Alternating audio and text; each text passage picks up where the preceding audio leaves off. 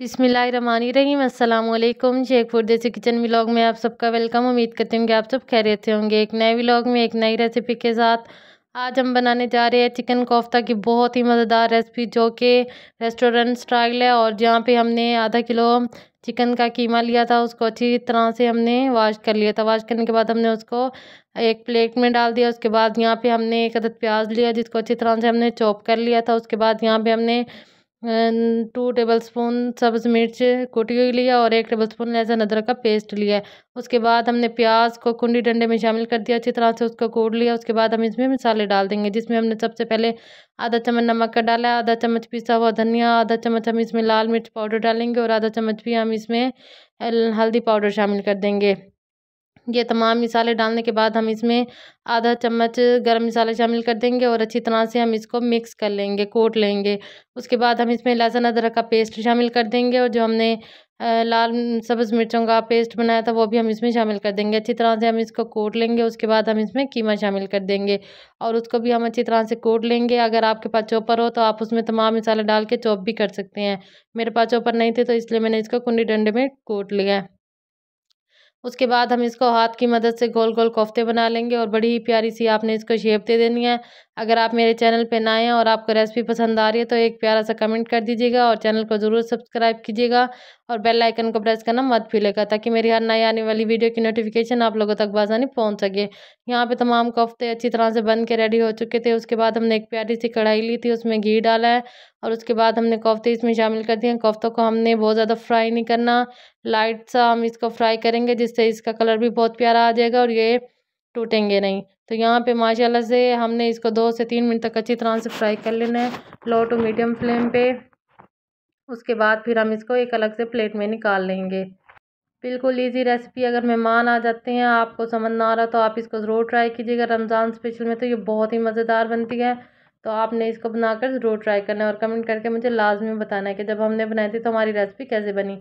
यहाँ पे कोफ्ते अच्छी तरह से बन के रेडी हो चुके थे। उसके बाद हम इसका मसाला तैयार कर लेंगे, जिसमें हमने 2 से 3 अदद प्याज लिया, उनको बारीक काट लिया था, लहसुन अदरक का पेस्ट लिया, टमाटर लिया और सब्ज़ मिर्चें लिया और दही लिया।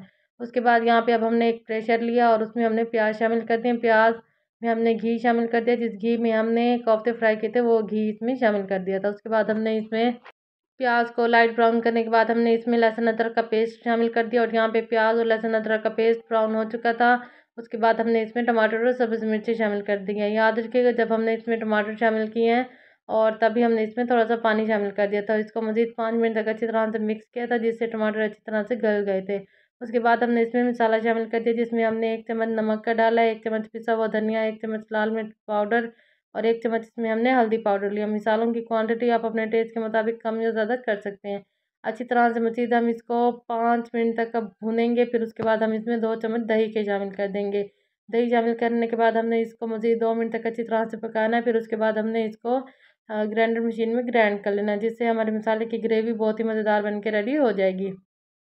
और उसके बाद जिस बर्तन में हमने इसको ग्राइंड किया था, उसमें थोड़ा सा पानी डाल के जो साइडों पे लगा हुआ था मसाला, वो भी हमने इसमें शामिल कर दिया और 5 मिनट अच्छी तरह से इसको पकाने के बाद फिर हमने इसमें कोफ्ते शामिल कर दिए, जिससे हमारे कोफ्ते अच्छी तरह से गल भी जाएंगे और जायका भी बहुत प्यारा आ जाएगा। तो यहाँ पे 10 मिनट गुजर चुके थे और घी नज़र आना शुरू हो चुका था और इसकी बुनाई कम से कम भी हमने 10 से 15 मिनट तक अच्छी तरह से करनी है, जिससे कोफ्ते अच्छी तरह से गल जाएंगे और मसाला भी अच्छी तरह से बन जाएगा।